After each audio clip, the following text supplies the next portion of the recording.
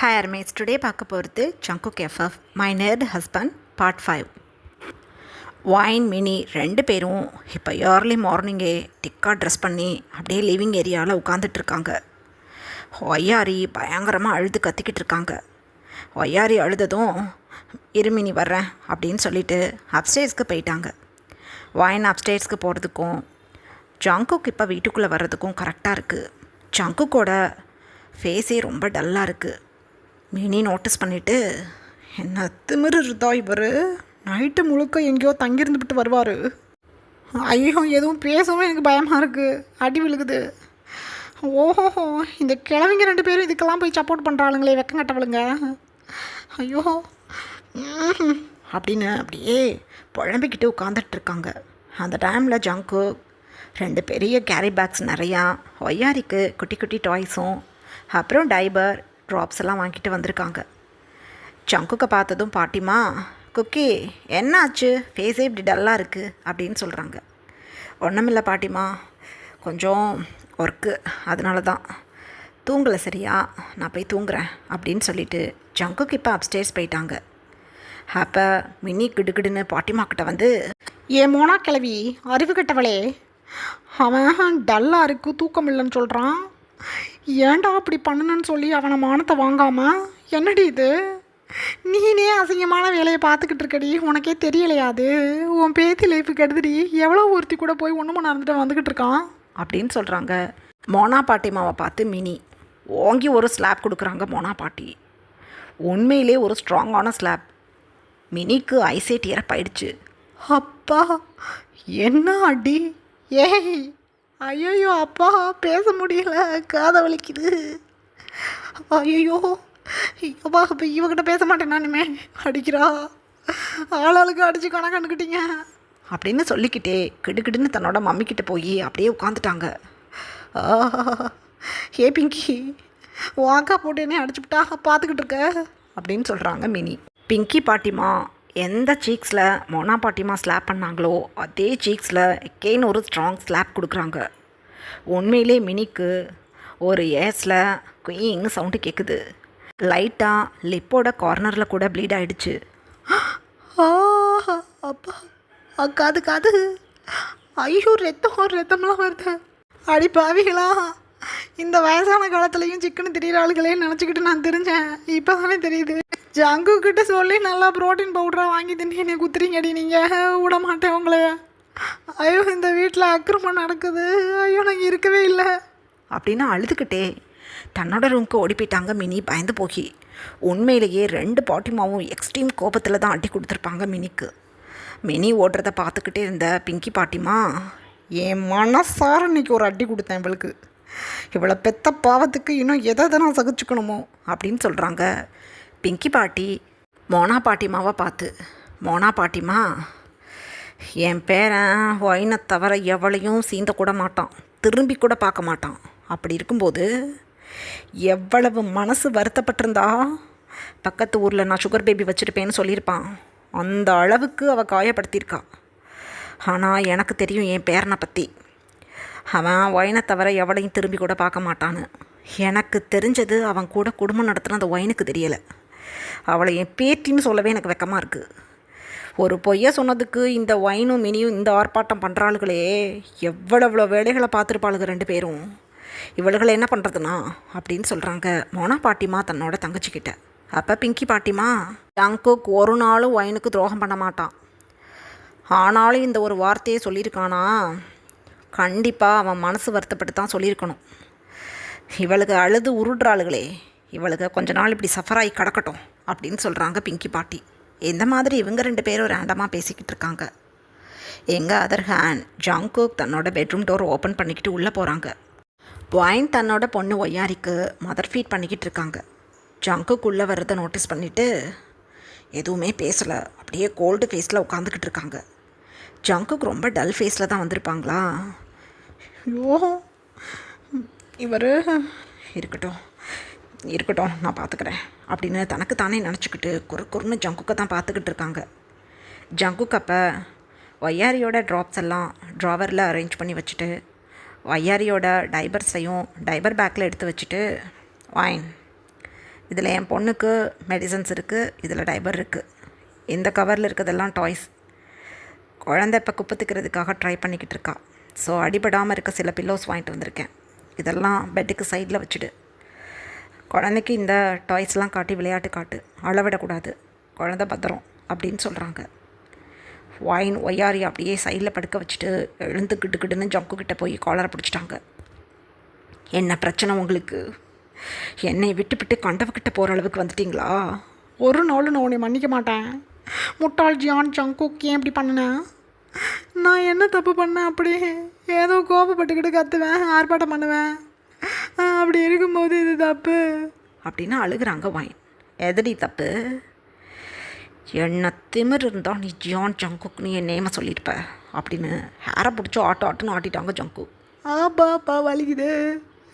ஐயோ மாமா, கல்யாணத்துக்கு முன்னாடி நீங்கள் இருந்தீங்களே சாஃப்டான ஜங்குக்கா, அந்த மாதிரி நீங்கள் இருக்கணும். இப்போ நான் என்ன திட்டினாலும் வாங்கிப்பீங்கன்னு நினச்சிக்கிட்டு தான் நான் திட்டிப்புட்டேன். நீங்கள் எந்த அளவுக்கு ரகடாக இருப்பீங்கன்னு எனக்கு தெரியல. தப்பு தான், மன்னிச்சிருங்க.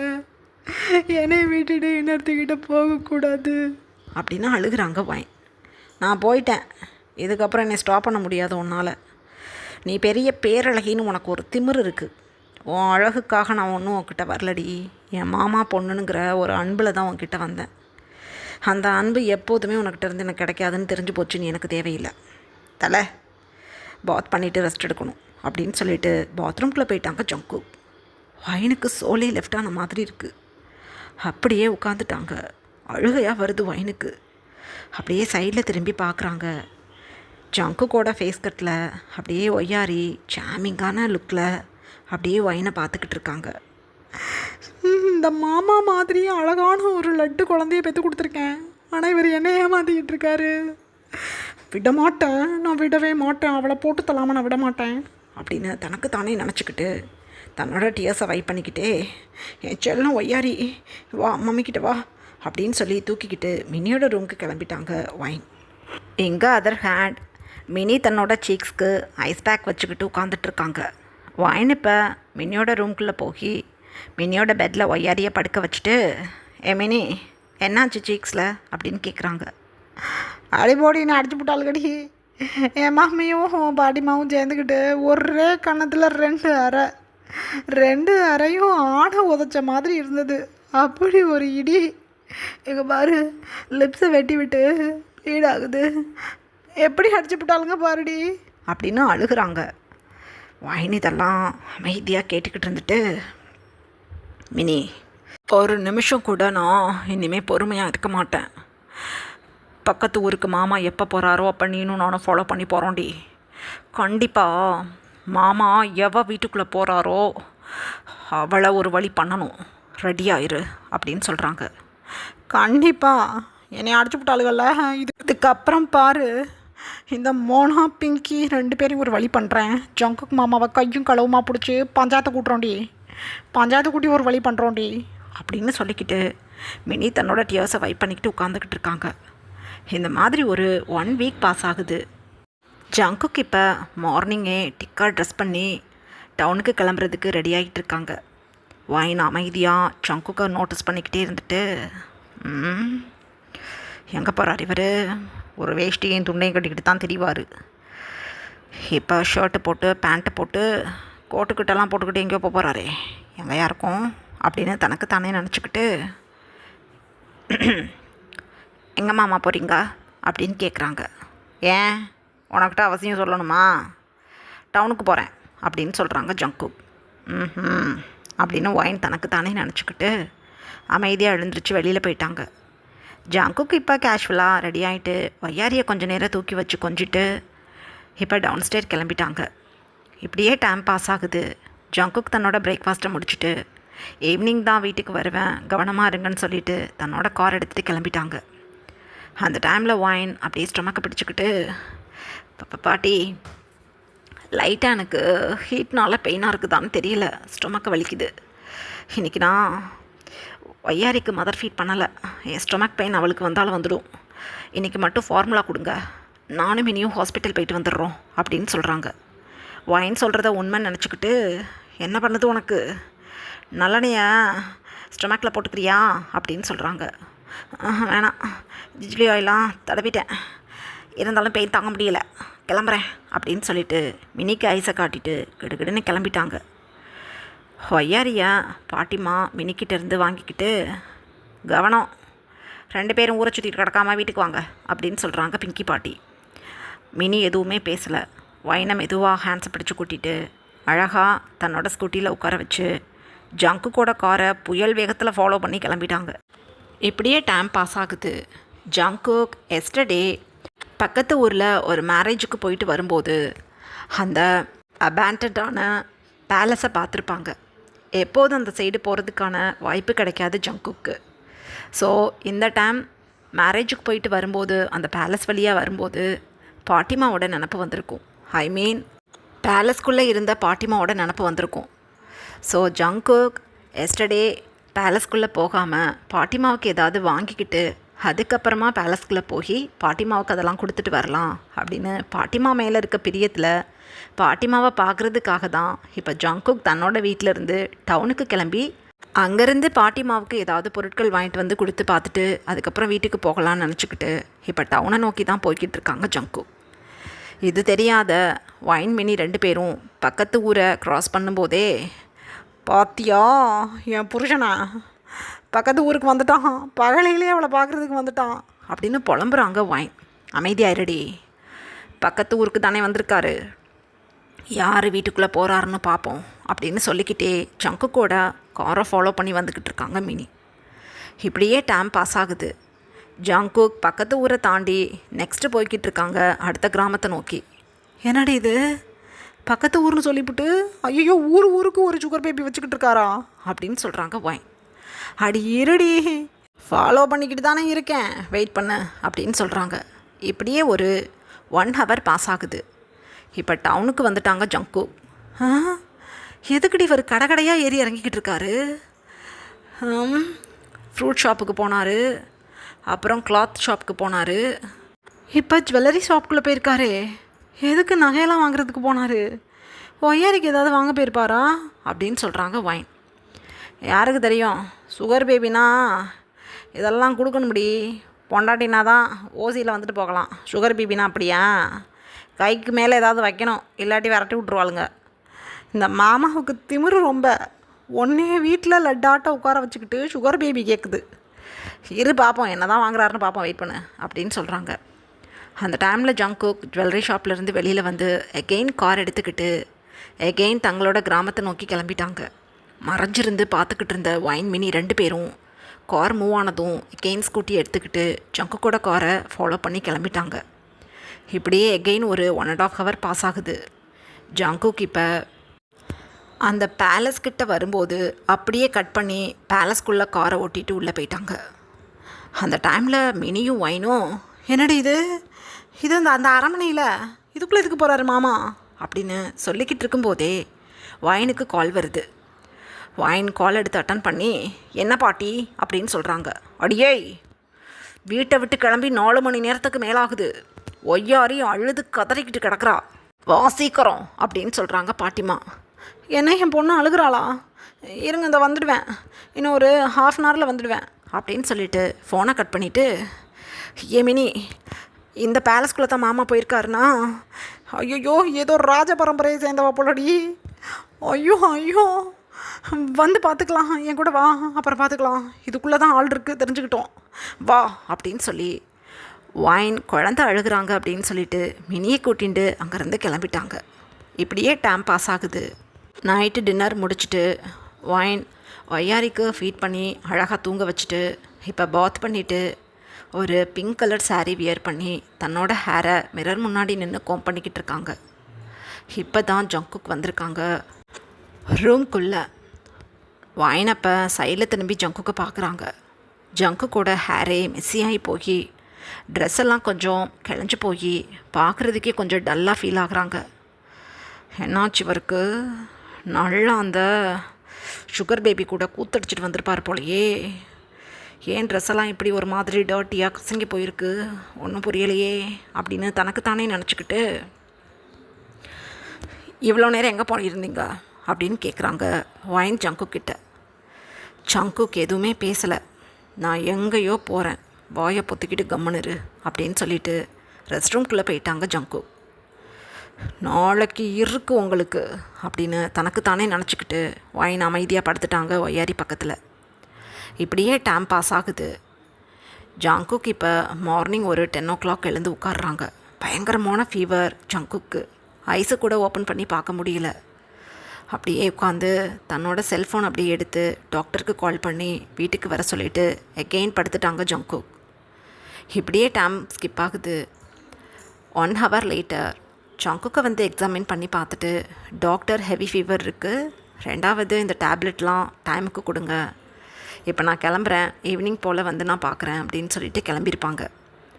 பாட்டிமா ஜங்குக் பக்கத்தில் உட்காந்துக்கிட்டு, ஐயோ என் செல்லத்துக்கு இப்படி ஃபீவர் அடிக்குதே, இந்த ஒயினும் மினியும் எகெயின் வயிற்ற வலிக்குதுன்னு சொல்லி பிள்ளைய என்கிட்ட கொடுத்துட்டு ஓடி போயிட்டாளுங்க.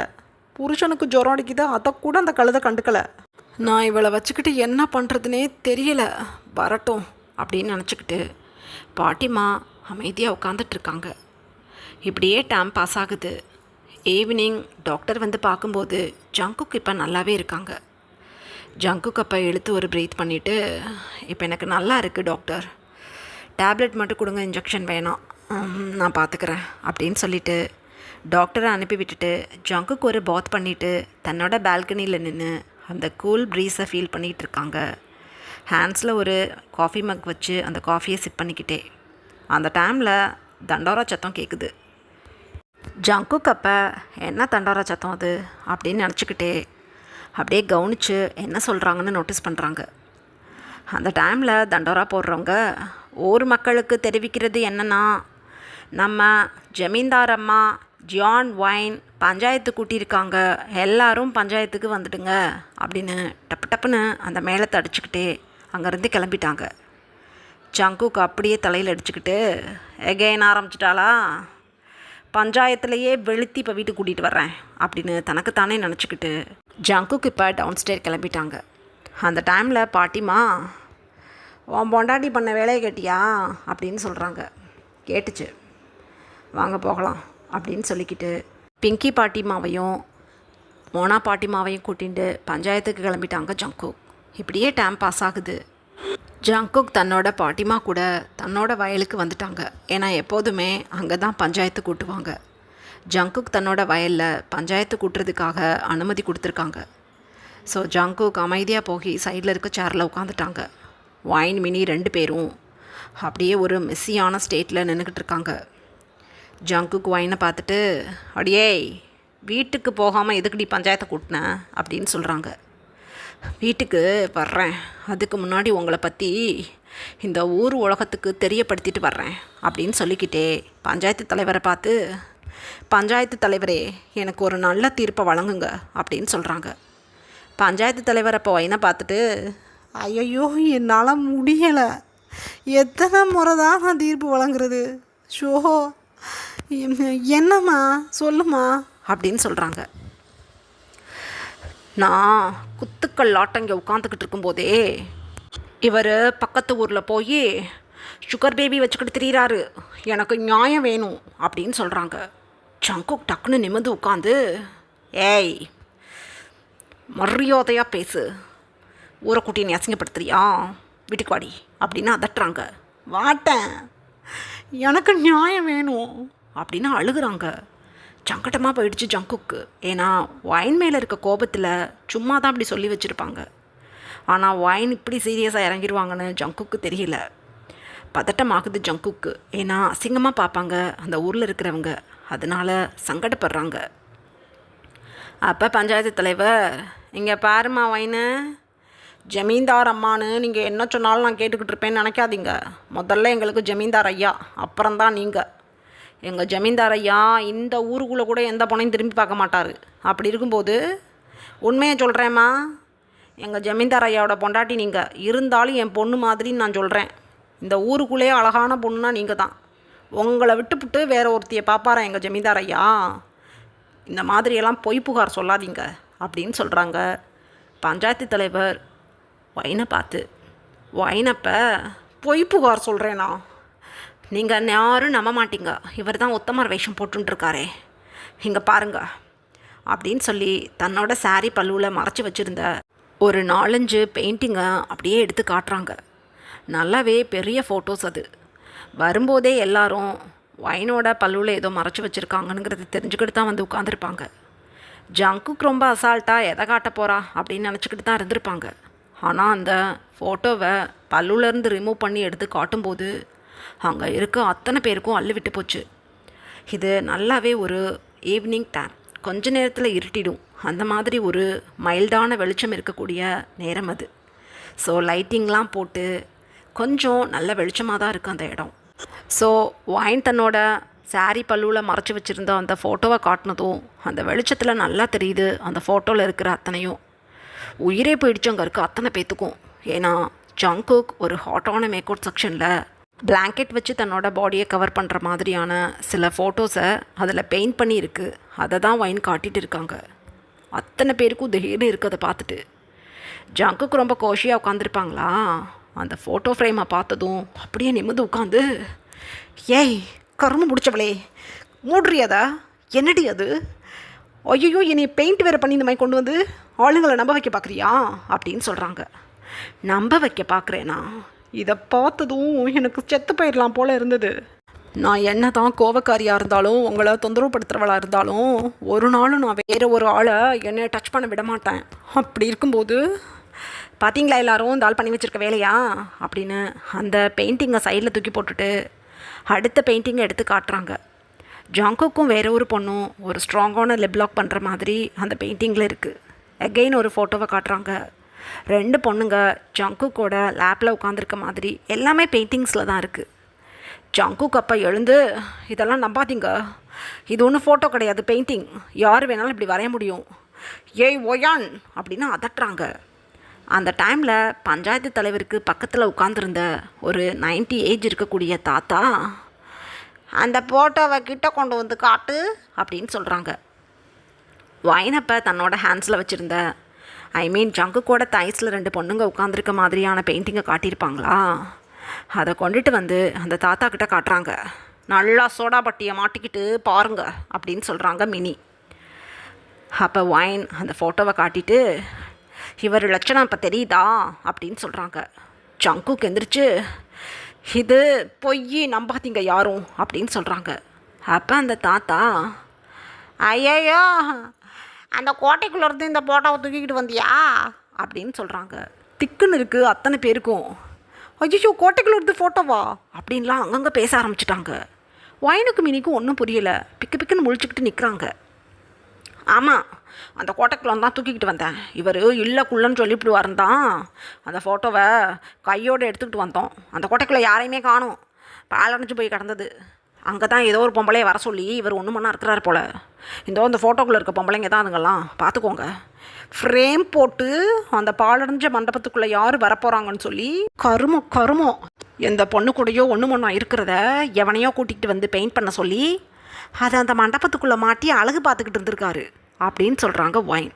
ஒயின் நிறுத்து, தேவையில்லாமல் பேசாத, அந்த மண்டபத்துக்குள்ளே எதுக்கிட்டி போன நீ, ஐயோ இதெல்லாம் என்னது, இது எங்கே கண்டு இதெல்லாம் எடுத்துகிட்டு வந்த அந்த மண்டபத்துக்குள்ளேருந்து அப்படின்னு சொல்கிறாங்க ஜங்கு. போனேன், பயமாக இருந்துச்சு உள்ளே போகையிலேயே, இருந்தாலும் பரவாயில்ல உங்களை பிடிக்கணும்னு சொல்லி தான் உள்ளே போனேன். உள்ளே யாரையுமே காணுமே, எவளையாவது அந்த மண்டபத்துக்கு வர சொல்லிட்டு போகிறீங்களா நீங்கள்? கர்மம், ஒரே நாத்தம் அந்த மண்டபத்துக்குள்ளே போகும்போதே. ஏகப்பட்ட இடங்களை அலசி ஆராய்ஞ்சு பார்த்து கடைசியாக தான் இந்த ஃபோட்டோஸ் எல்லாம் பார்த்தோம். செவத்துலேருந்து பிடுங்கவே முடியலை, மல்லு கட்டி அங்கிட்டு கடந்த சில இரும்பு கம்பிகளை வச்சு குத்தி நோண்டி இதை எடுத்துக்கிட்டு வந்தோம்.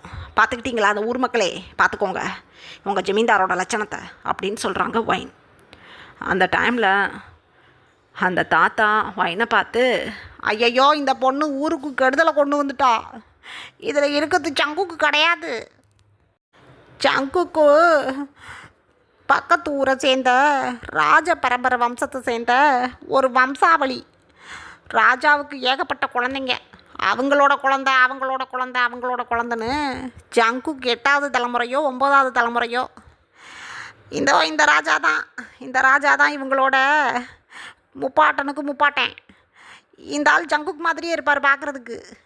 நான் கூட சின்ன பிள்ளையில ஜங்குக்கை பார்த்துக்கிட்டு அந்த அரண்மனையில் இருந்த ராஜா மாதிரியே உருவத்தை வச்சுக்கிட்டு இருக்கான்னு நினச்சிக்கிட்டு இருப்பேன். ஐயையோ போச்சு. இதில் இருக்கிறதெல்லாம் உண்மையான பொம்பளைங்க. ராஜா ராணி இருக்கும்போதே இவளுகளையெல்லாம் அந்த அரண்மனைக்குள்ளே கூட்டிகிட்டு போய் கூத்தடிச்சது. ரசனை பிடிச்ச ஆள் அந்த ஆள், பொல்லாதவன். ஆனால் தான் ஊர் மக்களுக்கு ஒன்றுனா விட்டு கொடுக்க மாட்டார். ஊர் மக்களை நல்லா பார்த்துக்கிட்டு பொண்டாட்டியை தவிக்க விட்டுவிட்டார். அவரோட சுகர் பேபிஸ் இதெல்லாம். இந்த பொம்பளைங்களாம் இப்போ பேய திரிகிறாளுங்க. பக்கத்து ஊரில் இருக்க அந்த கோட்டையில் தான் இந்த பொம்பளைங்க பேயா அலைஞ்சாளுங்க. இவளுங்களை எப்படி கட்டுப்படுத்துறதுன்னு தெரியாமல் அவளுங்களோட ஜாடையில் ஒரு பெயிண்டிங்கை வரைஞ்சி அந்த பெயிண்டிங்குள்ளே அவளுக்கு ஆத்மாவை பிடிச்சி போட்டு அந்த அரண்மனையில் இருந்த செவுத்தில் அப்படியே ஃபிக்ஸ் பண்ணி ஒட்டி விட்டுட்டாங்க. இந்த ஃபோட்டோலாம் எடுக்க முடியாது. ஐயையோ, இதை போய் பேத்து கொண்டு வந்திருக்காளுங்களா அவளுக்கு 2 பேரும். ஐயோ, அவளுக்கு ஆவி நேரம் கிளம்பியிருக்கும். கோட்டையை விட்டு நேரம் வெளியே வந்திருக்கும். என்ன பண்ண போதோ ஊருக்குள்ளே ஏதாவது மந்திரத்தை பண்ணி அந்த பேய்ங்க ஊருக்குள்ளே வராமல் மந்திரக்கட்டு போடுங்க. இந்த ஒயினையும் மினியையும் ஊரை விட்டு தள்ளி வைங்க. ஐயோ, கொடூரமானவளுங்க இவளுக்கெல்லாம் செத்து 200 வருஷத்துக்கிட்ட ஆச்சு. இதெல்லாம் நான் சின்ன வயசில் நடந்தது.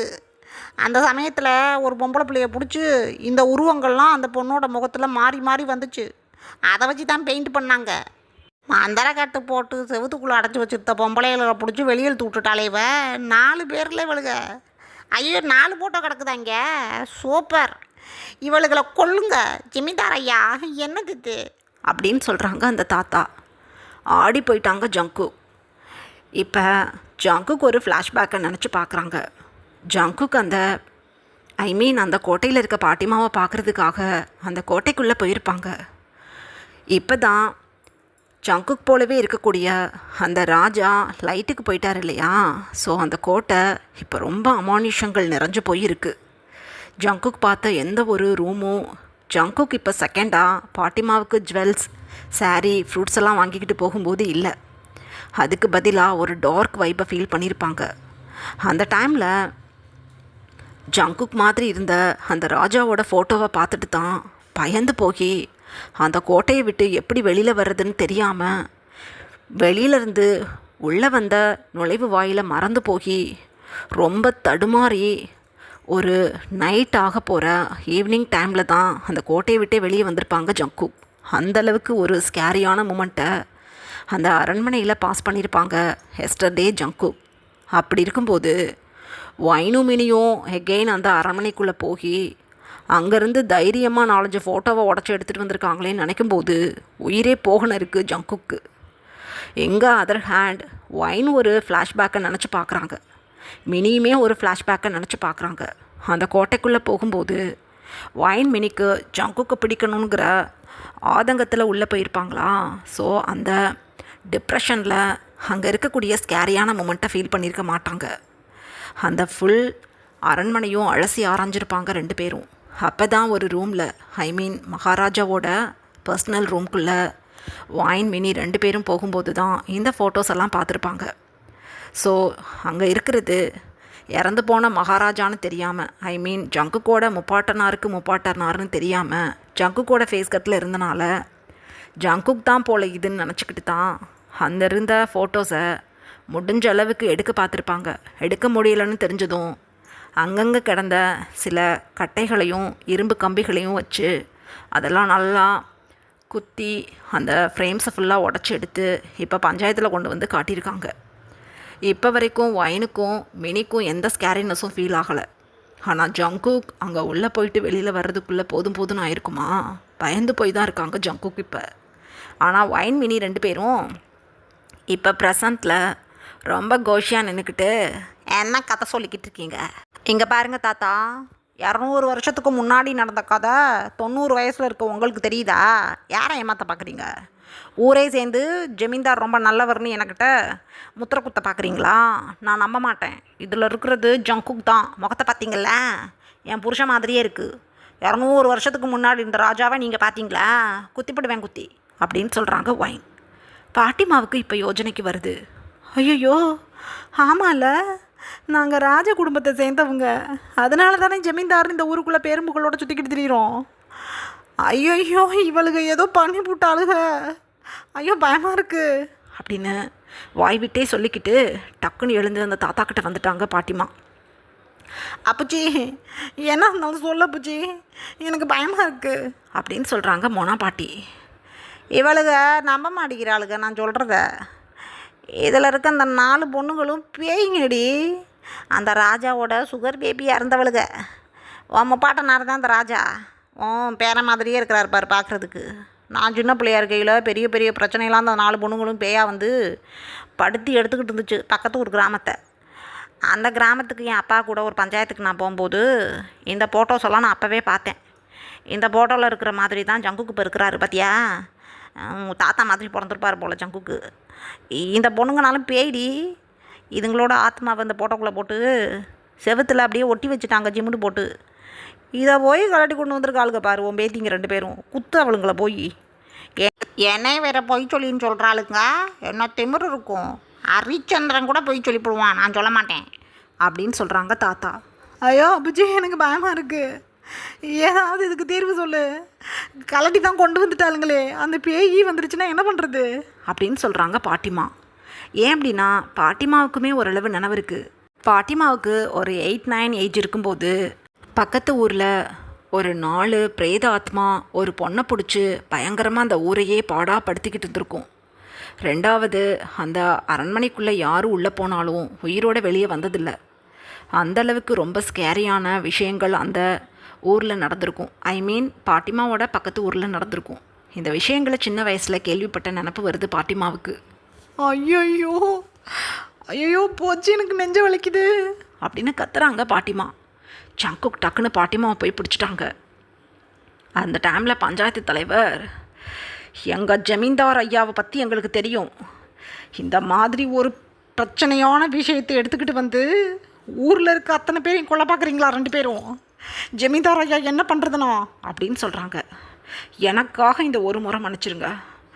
ஏய் ஒயின் மினி வாங்கடி வீட்டுக்கு அப்படின்னு சொல்லிக்கிட்டே ஜங்குக் பாட்டிமாவை அப்படியே ஷோல்டரில் தூக்கி படுக்க வச்சுக்கிட்டு வேக வேகமாக காரை நோக்கி நடந்து போய்கிட்டு இருக்காங்க.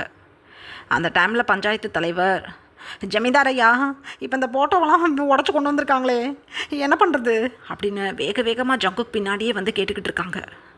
எவ்வளவு செலவானாலும் பரவாயில்ல, நான் பார்த்துக்கிறேன்.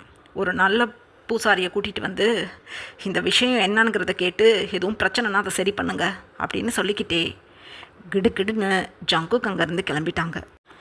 ஊரில் இருக்கவங்களோட பதட்டத்தையும் பாட்டிமா ஜஸ்ட்டை பிடிச்சிக்கிட்டு மயங்கினதையும் பார்த்த ஒயினுக்கும் மினிக்கும் பொய்ன்னு நம்ப முடியலை. இப்போ ஐயோ ஏதோ ஒரு பிரச்சனையான விஷயத்தை தான் பண்ணிட்டோம் போலன்னு இப்போ தான் பயந்து நடுங்குறாங்க 2 பொண்ணுங்களும். ஜங்குக் பின்னாடியே ஓட்டமும் நடையுமா பிங்கி பாட்டிமா கூட போய்கிட்டு இருக்காங்க ஒயின் மினி 2 பேரும். அந்த டைமில் பிங்கி பாட்டி ஒய்யாரியை தூக்கி ஹேண்ட்ஸில் வச்சுக்கிட்டு, ஐயோ என்ன பண்ணி ஒளிஞ்சிங்க நீங்கள் 2 பேரும்? வயிற்ற வலிக்குதுன்னு ஐயோ எத்தனை பொய் நீங்கள் பேசிக்கிட்டு என் பேரனை படுத்திக்கிட்டு இருக்கிறீங்க அப்படின்னு அழுதுகிட்டே காருக்குள்ளே வந்து உட்காந்துட்டாங்க எல்லாரும். அந்த டைமில் காருக்கு சைடில் அப்படியே அந்த 4 பொண்ணுங்களோட பிரேத ஆத்மாவும் நின்றுக்கிட்டு, நம்மளோட அரசரை போலவே இந்த ஊரில் ஒருத்தவன் இருக்கிறான். இது நம்ம அரசரா இல்லை வேற யாருமா ஒன்றும் புரியலையே அப்படின்னு ஒரு ஆத்மா சொல்லுது. அதுக்கு இன்னொரு ஆத்மா, என்னது இது நம்மளோட அரசர் தான், ஆனால் வேறு மாதிரியான உடைகளில் இப்போ இருக்கார் இவர் அப்படின்னு சொல்லுது. இதை கேட்டுக்கிட்டு இருந்த மற்ற 2 ஆத்மாவும், ஆமாம் இவ சொல்கிறது தான் கரெக்டு, இது நம்மளோட அரசர் தான், நம்மளை விட்டுட்டு வேற ஒருத்தியை கட்டிக்கிட்டு குழந்தை வேற இருப்பும் போலையே, விடப்படாது, அரசர் நம்மளுக்கு சொந்தமானவர். அந்த பொண்ணு இருக்காளே அரசரோட மனைவின்னு சொல்லிக்கிட்டு நின்றுக்கிட்டு இருந்தாலே நம்மளோட உருவப்படங்களை கையில் வச்சுக்கிட்டு அவளை ஒரு வழி பண்ணி போட்டு தள்ளிட்டு எகெயின் அரசரை நம்ம கைக்குள்ளே வச்சுக்கணும், வாடி போகலாம் அப்படின்னு சொல்லிக்கிட்டே இந்த 4 ஆத்மாவும் ஜங்குக்கோட காரை ஃபாலோ பண்ணிக்கிட்டு வேகமாக போய்கிட்டுருக்கு காற்று போல் பறந்து. இதை பற்றி எந்த ஐடியாவும் கிடையாது ஃபேமிலி மெம்பர்ஸ்க்கு. ஸோ வேகமாக வீட்டுக்கு போயிடணும் அப்படின்னு சொல்லிட்டு ஜங்குக் தன்னோட காரை ட்ரைவ் பண்ணிக்கிட்டு இப்போ தன்னோட வீட்டை நோக்கி போய்கிட்டு இருக்காங்க. இதுக்கப்புறம் என்ன நடந்ததுன்னு நெக்ஸ்ட் பார்ட்டில் பார்க்கலாம். Bye armies.